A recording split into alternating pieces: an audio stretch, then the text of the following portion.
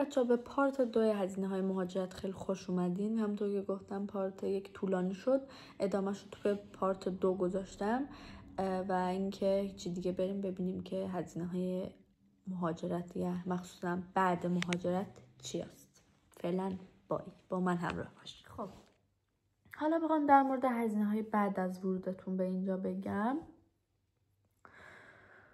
هزینه زیاد. خب هزینه های بعد مهاجرت شامل چیز میشه، مثلا خورد و خوراکتون، تحصیلتون، نمیدونم رفت آمدتون، اجارتون، همه اینا که جدا جدا باز اینا رو میگم. بسته به این که شما وقتی میان اینجا آیا دانشگاهتون خوابگاه داره یا نه، آقا اصلا میخواین خونه اجاره کنین، هزینه ها دوباره فرق میکنه. اگه بخواین خونه اجاره کنین چند تا حالت دارین. یا اینکه میتونین خونه خالی اجاره کنین، یعنی واسه خودتون خونه اجاره کنین، یعنی خونه یا یه خوابه، 2 خوابه یا حالت استودیو تور باشه که باز مثلا هر چی تعداد خوابا بیشتر گرونتر و بسته به شهرتون هزینه اجاره گرونتر. مثلا هزینه اجاره تو لندن خیلی خیلی بیشتر از هزینه اجاره تو شهری که من زندگی میکنم. کلا شهری که من زندگی میکنم شهری که نسبتا هزینه ها خیلی کمتر از مثلا لندن و ایناست. حالا هزینه های خورد و خوراک زیاد فرق نمیکنه، ولی هزینه خود اجاره و رفت آمد خیلی فرق میکنه. این از یه هزینه اجاره دارین. همونطور که گفتم یا میتونید خونه برای خودتون اجاره کنین یا میتونین مثل من توی خونه زندگی کنین که بهشون میگن خونه های شیر هاوس. چطوری؟ یه خونه میشه که مثلا از 2 خواب میتونه شروع بشه، 2 خوابه، 3 خوابه، 5 خوابه، 6 خوابه، 8 خوابه ممکنه باشه. تو میای اتاق اجاره میکنی توی اون خونه که دوباره اینجا چند تا حالت پیش میاد. مثلا ممکنه تو توی خونه زندگی میکنه که 6 تا اتاق داره و تو یه اتاق برای خودت اجاره میکنی. بعضی خونه ها هستن که سرویس بهداشتی، یعنی منظور حالا سرویس و حموم جدا داخل اتاق دارن برای خودشون. بعضی خونه ها هستن که نه، آقا مثلا تو فقط اتاق اجاره میکنی، خب آشپزخونت و سرویس تو، نمیدونم حال پذیرایی خونه و هر امکانات دیگه ای داره، شیر با بقیه و مشترک با بقیه باید استفاده کنی.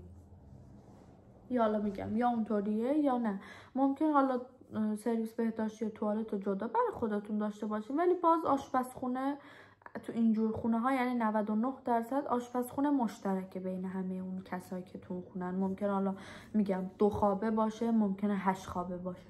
تو یه اتاق اجاره میکنی و 7 تا همخونه یا 6 تا همخونه، 5 تا همخونه دیگه داری با خودت که با اونا میتونی آشپزخونه رو مشترک استفاده کنی، یا حتی اگه توالت جدا نداشته باشی توالت مشترک باهاشون داشته باشی. این یه حالتش هم اینه که ممکن اصلا روی دانشگاهتون خوابگاه باشه و شما داخل خوابگاه بمونید، که من باز اونو نمیدونم چون من داخل خوابگاه نمیمونم. پس یه هزینه هم اونجا هستش که شما هزینه اجاره خونه باید بدید، که باز میگم مثلا هزینه های اجاره خونه تنهایی یکم بیشتر از اینجوری شیر هاوسه. چرا؟ چون وقتی شما میان خونه اجاره کنین، یعنی اکثر خونه ها وقتی مثلا توی سایت ها دنبال اجاره خونه میگردین، اکثر خونه هایی که اینجوری شیر هاوسه مثل خونه که من میمونم، تمام قبض ها و نمیدونم برق، آب، گاز، اینترنت و همه اینا روی خود اجاره است اکثرا. و تو وقتی خونه خودت اجاره میکنی، علاوه بر اجاره‌ای که برای خونه میدی، باید قبضاتم بدی، باید مالیات خونه رم بدی که اکثرا بیشتر گرونتر میشه. ولی خب باز دوباره تو اونجور خونه‌ای هم که وقت خونه تنها اجاره میکنی، ممکنه خونه‌هایی هم باشه که قبض آب و برق و گازش روی اجارت باشه، یعنی تو اونم ممکنه باشه. ولی خب تو اینجور شیر هاوس ها بیشتره اون حالت، یعنی پیش نمیاد که تو مثلا قبض آب و برق و گازتو بدی. این از هزینه اجاره. حالا اجاره خونه هایی که میدین، مثلا وقتی که میخوان یه خونه رو اجاره کنین، از شما دیپازیت یا رهن، فکر میکنم رهن میگیرن از شما که آقا مثلا، که حالا هزینه خیلی زیادی هم نمیشه. مثال اکثرا اینجا هزینه دیپازیت 500 پونده، یعنی تا جایی که من حالا تایم که خونه نگاه میکردم برای اجاره و خونه و اینا، اکثرا دیپازیت خونه ها 500 پوند، یعنی 500 پوند شما میدین برای اجاره خونه و وقتی که میخواین از اون خونه در بیان، تا جایی که فهمیدم 500 پوند رو بهتون برمیگردن. یه جورایی مثل همون رهن خودمون حالا تو ایران دیگه. پس اینم از این. یه دونم هزینه رفت و آمد دارین شما. اگه خونتون یا حالا خوابگاهی که توش میمونین نزدیک به کالج باشه، خب اون هزینه رفت و آمده خیلی میاد پایین، چون مثلا اکثر 90% هزینه رفت و آمد به خاطر رفت و آمد به خونه و کالج و دانشگاه دیگه. اگه نزدیک باشه که اصلا لازم نیستین هزینه رو بدین، پیاده میرین میان و خیلی هم خوبه. ولی اگه نه، اگه لازم باشه که هزینه رفت و آمد جدا بدین، هزینه اتوبوس یا حالا اوبر بخوایم بگیرین که خیلی گرونه ولی اکثر اینجا اتوبوس حالا استفاده میکنن. هزینه اتوبوس هم اگه اشتباه نکنم عادیش، یعنی اونی که همه میپردازن 2.5 پونده اینجا تو شهر من. باز شما میگم این متفاوت شهر به شهر، تا جایی که فهمیدم. ممکنه تو لندن گرونتر، ارزونتر یا هر چیزی باشه، نمیدونم. اینجا تا جایی که من فهمیدم 2.5 پونده و حالا جدا از اون چند تا حالت داره. اگه میخواین ارزونتر بشه بلیتتون، اینا رو هیچکی بهتون نمیگم، فقط من دارم بهتون میگم یادتون باشه. یه گزینه بلیت زیر 21 سال هست که وقتی تو میگی مثلا under 21، وقتی که میری سوار اتوبوس میشی، به راننده میگی که میخوای بلیتتو بگیری، به راننده میگی under 21، بلیتتو از 2.5 پوند میاد میشه 1 پوند. اون یه گزینه است که یادتون باشه اگه زیر 21 سال هستین میتونین از این گزینه استفاده کنین و هزینه بلیتتون میشه 1 پوند. اینجا اونجوریه. ممکنه مثلا جاها میدونم که کاهش پیدا میکنه از حالت عادی، هزینه خیلی میاد پایین. ممکنه مثلا شهر دیگه، مثال هزینه اتوبوس 3 پوند باشه، بیاد مثلا بشه 1.5 پوند، نمیدونم، شاید حتی ارزون تر، مثلا عادیش 1 پوند باشه مثلا بیاد بشه نیم پنس مثلا. منظور این گزینه رو که میگین شما میاد پایین و ارزون تر میشه. و حالا جدا از اون ما بلیط های چیز هم داریم، مثلا بلیط روزانه داریم که مثلا 3 پوند میدی، مثال اگه دانشجو باشی، دانش آموز باشی، 3 پوند میدی و از اون بلیط میتونی نامحدود تو طول روز استفاده کنی. ولی خب اون به صرف من نیست، چون من مثلا کلا 2 بار سوار اتوبوس میشم، یه از خونه تا کالج که 1 پوند میشه، یه دونه از کالج تا خونه که میشه 2 پوند، یعنی به صرف میشه برای من. پیش نمیاد روزی بشه که بیشتر از اتوبوس استفاده کنم که بخوام اون چیزا رو بگیرم، دیلی تیکت رو بگیرم یا بلیت روزانه رو بگیرم. اینجور بلیت هم هست، یعنی بلیت روزانه، ماهانه، سالانه، اینا هم هستش، یعنی میتونید اینا رو هم بگیرید. اینم هزینه رفت آمد. از این قبل دارم که بهتون گفتم. حالا بریم تو بحث خورد و خوراک. اگه بخوام بهتون توضیح بدم، هزینه خورد و خوراک میدونی یه بحثی هست خیلی رک و جدی. اگه بخوام بهتون بگم، تا جایی که من میدونم مثلا هزینه خورد و خوراک و اینجور چیزا برای خود انگلیسی ها و کسایی که پوند کار میکنن و پوند میگیرن براشون خوبه، اونقدر گرون نیست. ولی برای ماهایی که مثال از ایران پول میگیریم یا از ایران با خودمون پول آوردیم و اینجا پوند خرج میکنیم، یکم بعضی چیزا گرون در میاد. شاید مثلا بگین که آخه فلان چیز مثلا تبدیل کنین بگین انقدر تومن میشه، من آخه دلم نمیاد اینو بخرم. ممکنه پیش بیاد مثلا چیزا، باز بستگی به آدمه و حالا اون مقدار پولی که هر ماه میگیرین یا با خودتون آوردین داره دیگه. زیاد نمیتونم از هر چیزی جزئیاتشو بگم، منظور مثلا ویدیو خیلی طولانی میشه. هزینه خورد و خوراک هم اینجا خوبه، ولی مثلا چیزای گرون هم هست، بعضی چیزا نسبت به ایران گرونه و اینا. ولی اگه از اینجا پوند در بیارن خرج کنین، اونقدر فکر نمیکنم خیلی وای گرون باشه و اینا، نه. یعنی مثلا نسبتا میتونه خوب باشه، معقول باشه و معمولی زندگی کنی. که حالا جدا از اون یه چند تا نکته هست. شما وقتی میاین اینجا باید بین این سوپرمارکت ها و چیزای زنجیره، سوپرمارکت های زنجیره‌ای که اینجا هست، قیمتاشون رو مقایسه کنی که بعضی سوپرمارکت ها از بقیه ارزونتر یا گرونترن. مثلا اینجا تسکو، چند تا سوپرمارکت هست، تسکو، لیدل، آلدی، مثلا من اینا رو زیاد استفاده کردم و دیدم، بیشتر این ستا رو میدونم که بین این ستا تسکو از همشون گرونتره.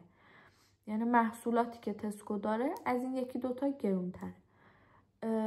آلدی رو زیاد نرفتم و میدونم که تا جایی که پرسجو کردم و دیدم لیدل اصولا معقولانه تره قیمتاش و ارزونتر و بهتره این سوپرمارکت لیدل. شما میتونید مثلا خریداتون از اونجا بکنید یا از همین مثلا آلدی، یا حتی فقط این ستا نیست، خیلی سوپرمارکت های دیگه هست. شما میتونید حالا تحقیق کنید بسته به اینکه به خونتون کدوم نزدیک تره و نسبتا ارزون تره، چون تو هر محله اصولا هستن سه-تاشون، 4-تاشون یا چند تا. الان مثلا تو محله که من زندگی میکنم 3-تاشون هم هست. خب مثلا من حالا نگاه میکنم اینم کدوم ارزون تره، معقول تره، وسایلی که من میخوام و داره، که اصولا همه وسایل رو داره، نه؟ ولی منظور دیگه نگاه میکنم و بسته به اون میگم حالا از کدوم برم خرید کنم، از کدوم بگیرم وسایلم. بعد یه هزینه این هستش که آیا مثلا منی که دانشجوام، مثلا طول روز مثلا تایم نهارم خونه نیستم، دانشگاه یا کالجم، غذامو از بیرون بخرم بهتره یا اینکه توی خونه بپزم بهتره؟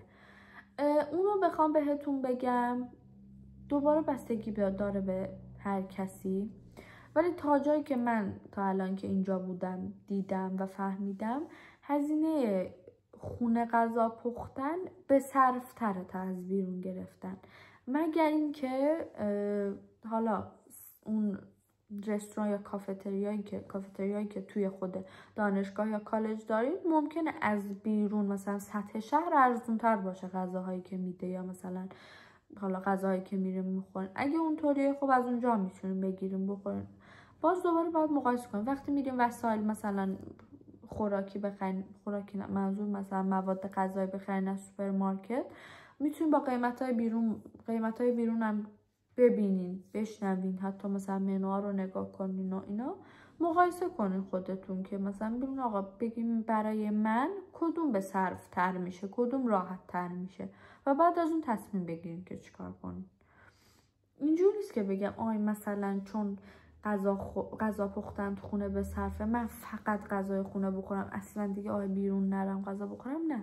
ولی خب مثلا میشه طول هفته مثالی بار بیرون غذا بخوری، ماهی 2 بار بیرون غذا بخوری، ولی نه اینکه دیگه کلا غذا بیرون بخوری یا کلا غذای خونه بخوری. میگم دیگه اینا رو باید مثلا خودتون حالا بسته به چیزی که میخواین مقایسهشون کنید.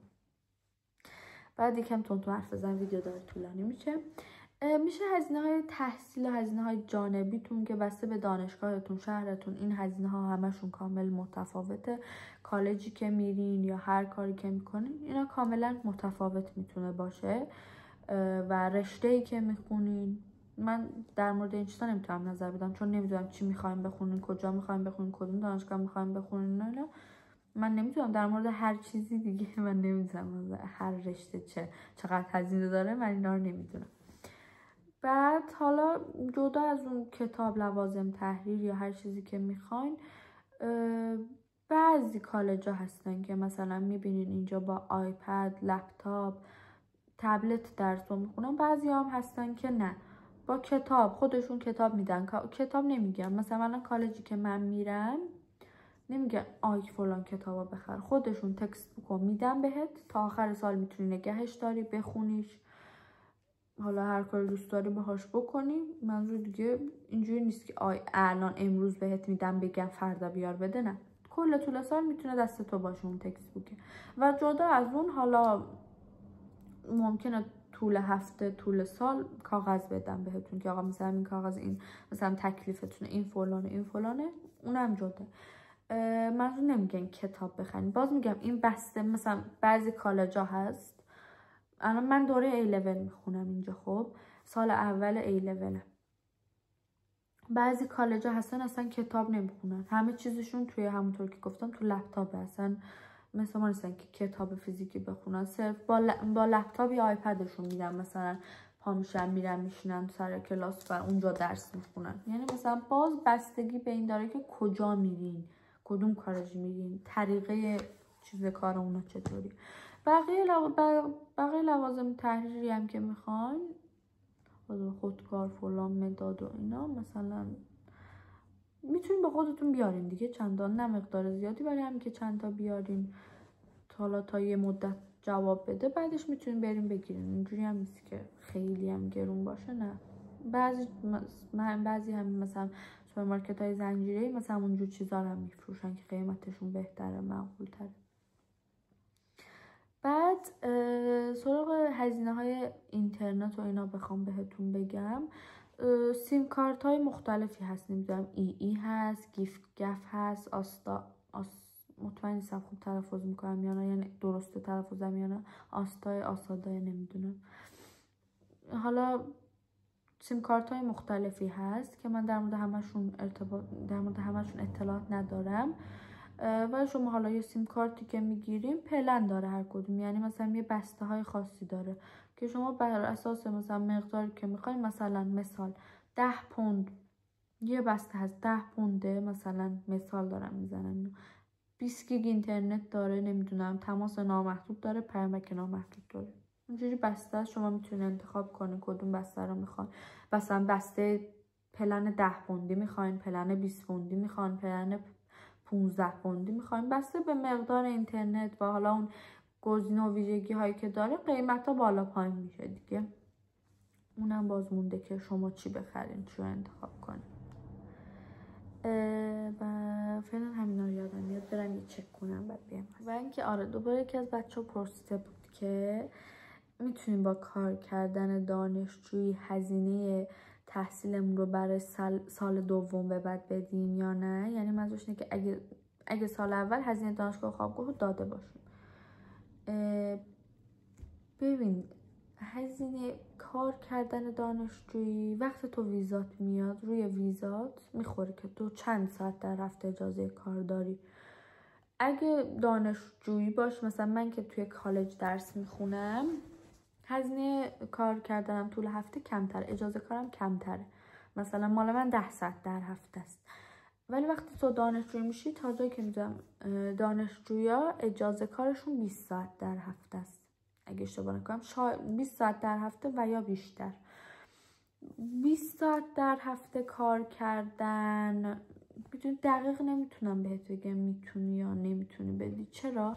چون وقتی تو مثلا 20 ساعت در هفته میری کار میکنی، باز به خیلی چیزا بستگی داره. این به چه چیزا؟ مثلا اون جایی که میری چقدر بهت پول میده، چون از خیلی ممکنه توی سطح‌های مختلفی بهت پول بدن. مثلا حافظم پر شد دقت شد، ممکنه هر جایی که تو میری کار کنه تو رنج قیمت مختلفی بهت پول بدن و یک به این بستگی داره. دوم همین که به این بستگی داره که تو چی میخوای بخونی، مثلا چی داری میخونی، چه رشته‌ای داری میخونی تا توی دانشگاه. مثلا رشته های پزشکی، دندان فلان، اینجا یه قیمت نجومی داره، مثلا چیزاشون، شهریه هاشون سالی 35,000 پوند، 40,000 پوند، خیلی هزینه زیادی. یعنی تو 35,000 پوند تو 45,000 پوند رو من اصلا نمیخوام ناامید کنم یا چیزی ها، یعنی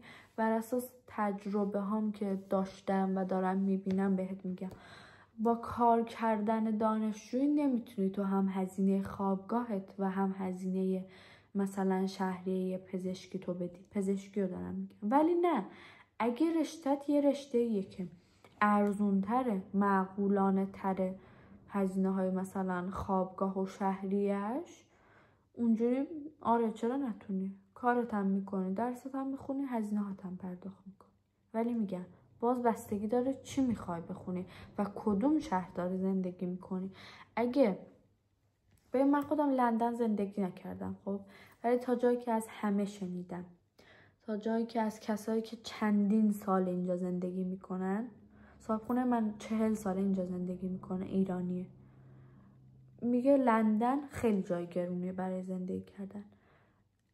اگه شهر مثل لندن زندگی میکنه خب هزینه های خیلی بیشتری داری، ولی اگه نه، اگه تو شهری مثلا مثل شهر من یا شهرهای کوچیک‌تر مثل نیوکاسل و اینا زندگی میکنی، هزینه زندگی بحث از هزینه زندگی همون خوابگاهه و هزینه اجاره خونه هست که قراره بدی، اونا خیلی معقولانه تر میشه. پس 100% هم نگم، حتما میتونی با کار کردن بدی هزینه های سال دوم به بعد تو، ولی میگم بستگی داره چی میخوای بخونی. من نمیتونم که چی میخوای بخونی، پس نمیتونم به 100% بگم، ولی آره امیدوارم کمک کرده باشم به همتون با همه این چیزایی که گفتم.